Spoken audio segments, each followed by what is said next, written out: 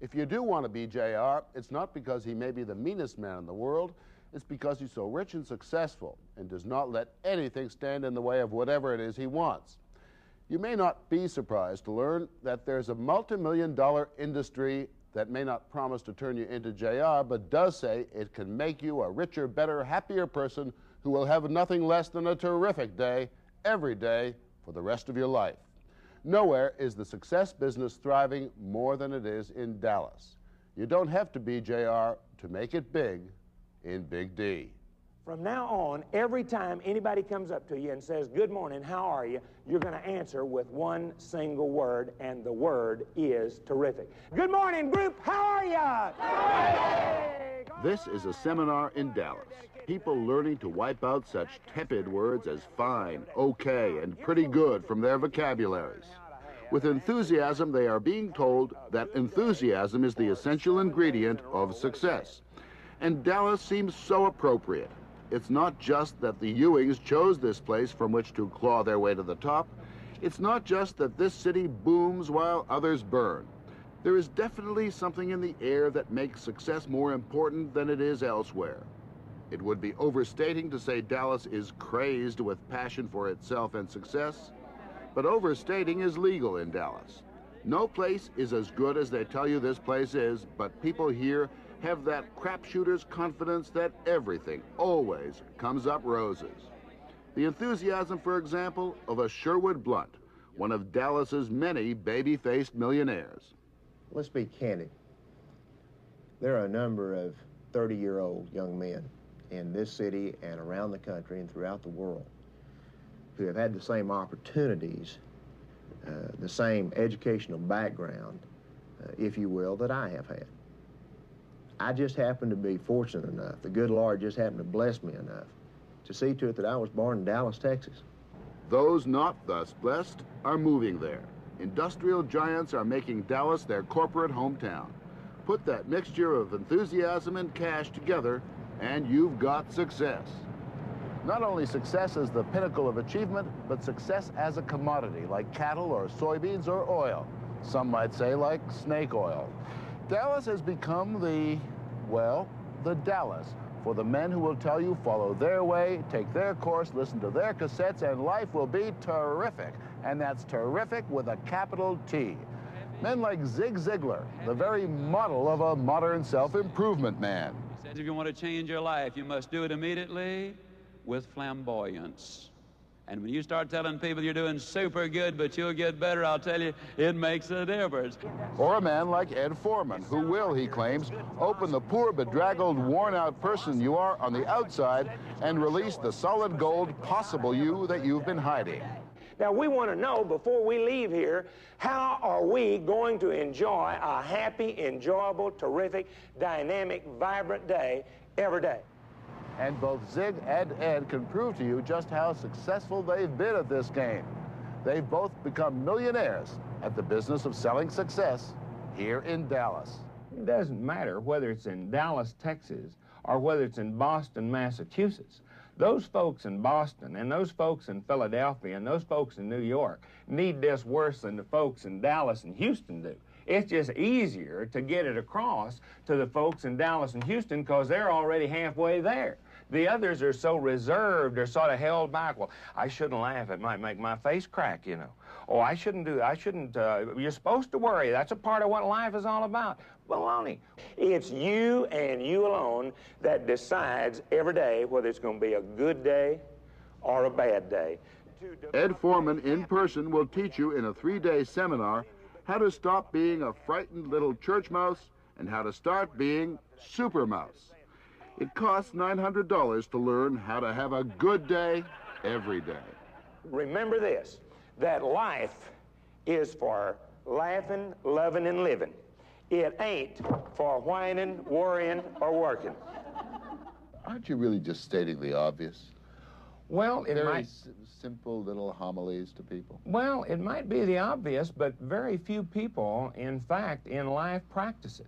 For instance, whenever we talk about how to have a good day every day, the majority of people, by habit, practice having a bad day. A positive mental attitude and action plus a specific identifiable written goal equals supper on the table, equals health, wealth, and happiness. Among Ed's prize graduates is Paul Yarborough, who's gone all the way to the top and over the top in Dallas. It was merely a question of setting goals. What sort of goals? I mean, was the goal to make $1 million? My first goal was to be a successful businessman. And after my Air Force tour, we started business. And my first goal then became monetary. You know, it takes money to grow. So I made a go. Within a year, I'd reached that goal. And I said, that was easy. So my next goal, and it had to be monetary, was to make $100,000. And the business prospered. Well, pretty soon I reached that goal of $100,000. The next goal was $1 million. I mean, let's face it, everybody wants to be a millionaire, you know. I achieved that goal. And so I've got some big goals, you know. I started 4 more businesses in 70, 72. And those businesses today, this year past, we did over $50 million in 7 short years. Ed, you're very convincing. You're very smooth. It all comes out in a nice, enthusiastic patter. Because it works. Well, hold on a minute. Aren't you in the great, rich American tradition of medicine man, of snake oil salesman? Well, a lot of people have tongue-in-cheek referred to things like that. But what it is... I say it without tongue-in-cheek. You can call it snake oil, you can call it psychology, you can call it whatever it wants to, but it works, and that's the good thing about it. But are you saying that it wouldn't have worked without you? I'm saying it wasn't working with them, and it didn't work with a lot of others until and whether it's me or somebody else, to come along and give them the stimulus to make it work, to get them fired off of the launching pad. Some people go all through life and die with their song still in them. We show them how to sing. Born to win, born to win. Ed isn't the only one who gives them a song to sing. Born to Win is the theme song of Ed's most successful competitor, Zig Ziglar. She was singing the truth when she said, "We are born to win." Ed works a room full of people. Zig works the whole hall. But unfortunately in our country, we've been conditioned by a lot of circumstances, which has created a lot of what we call stinking thinking. 4,000 to 12,000 people pay good money to be told just how good they can become. And Zig has his own handy hatful of homilies to help you on the highway to happiness. We literally do give people a little checkup from the neck up. And that eliminates some of that stinking thinking and helps to avoid hardening of the attitudes, which is the most deadly disease known to man. In the success business, Zig is a giant. He speaks 200 times a year, but that's only a part of his business. It is Zig as software. But there's big money in Zig as hardware as well. The voice is duplicated thousands of times for the handy cassette pack.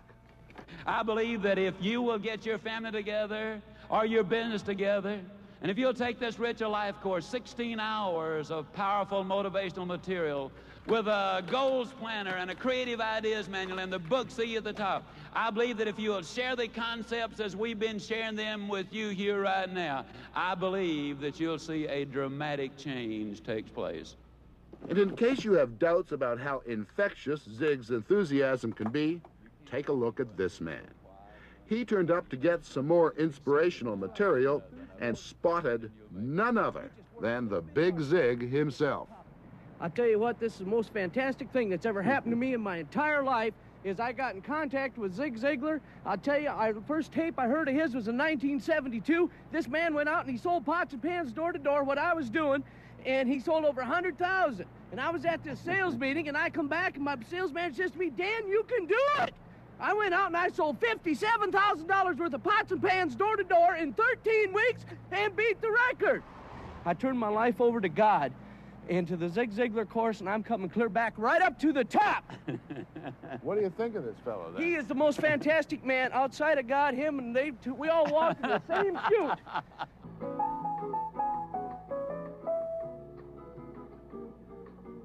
Zig and Ed are not alone in Dallas. there is the Kim Dawson Success Course for the corporate or uncorporate woman who knows that how you walk and how you talk are indicators of where you stand on the success ladder.